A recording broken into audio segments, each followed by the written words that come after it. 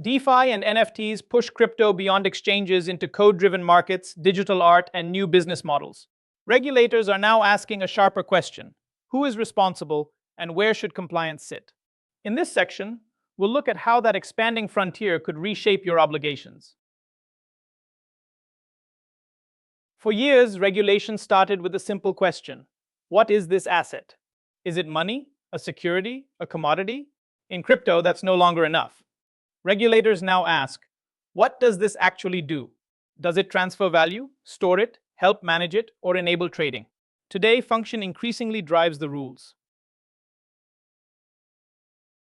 You can think of decentralization as a spectrum.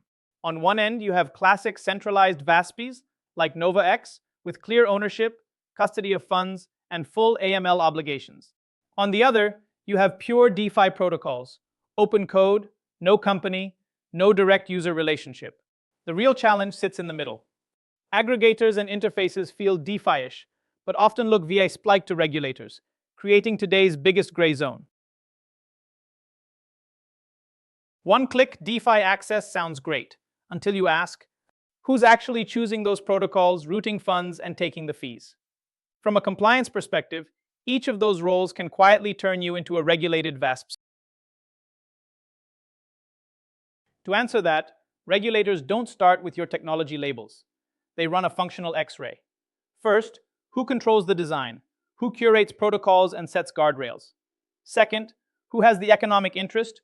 Who earns fees or shares in revenue? Third, what's the functional role? Are you genuinely facilitating transfers or generating yield? How you score on those three questions shapes how they classify you. NovaX has three basic paths here. View-only data tools are safest, low regulatory exposure, but they barely move the needle for users or revenue. Routed access adds more value because users can execute through partners, while NovaX still avoids the heaviest obligations. Managed portfolios are the commercial jackpot, but they flip every compliance dial to high. Licensing, suitability, governance, and ongoing monitoring all become far more demanding. NFTs are not one thing from a regulatory perspective. At one end, you have pure digital art and collectibles, usually lower AML and securities concern, but still exposed to fraud and wash trading.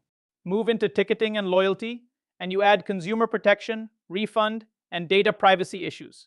At the top, fractionalized IP or revenue sharing starts to look like securities or investment products, triggering the heaviest scrutiny and licensing expectations.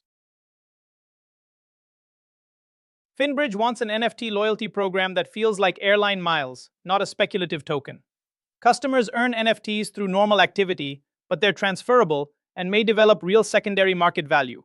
Compliance now has to decide, is this simply marketing, or are we drifting into regulated investment territory with AML, licensing, and consumer protection obligations? Regulators are starting to view NFTs through two lenses at the same time. First, classic financial crime controls. You still need KYC, on-chain monitoring, and a view of high-risk wallets touching your marketplace or platform. Second, a consumer lens. Are disclosures clear? Is marketing fair? And are disputes handled properly? Sustainable NFT innovation sits where both lenses are satisfied, not where one is ignored.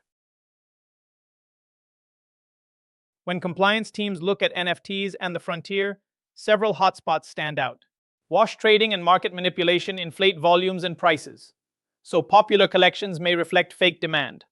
Unregistered securities risks appear when NFTs look like investment contracts, especially with fractionalization. Scams and phishing exploit fake collections and stolen IP, and NFTs can be used to move value and evade AML controls if no one is watching.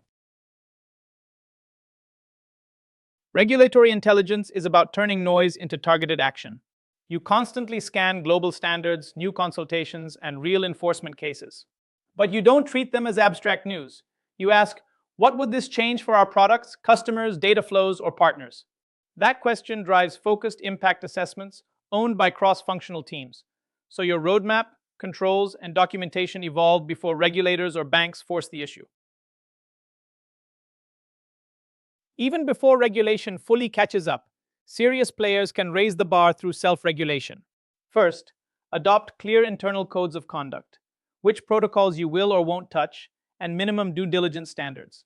Second, use independent audits for smart contracts and proof of reserves and publish the outcomes. Third, apply risk-tiered onboarding with tougher checks and limits for high-risk DeFi or NFT exposure instead of treating every customer the same.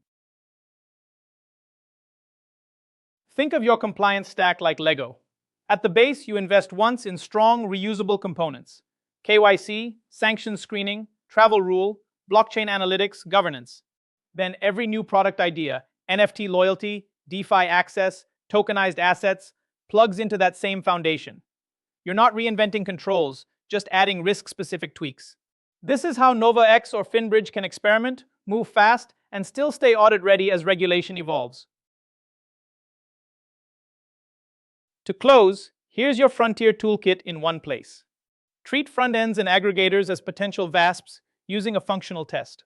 For NFTs, assess both AML risks and security style exposure. Stay ahead by tracking guidance and industry practice. And design modular controls you can reuse and upgrade as the frontier moves.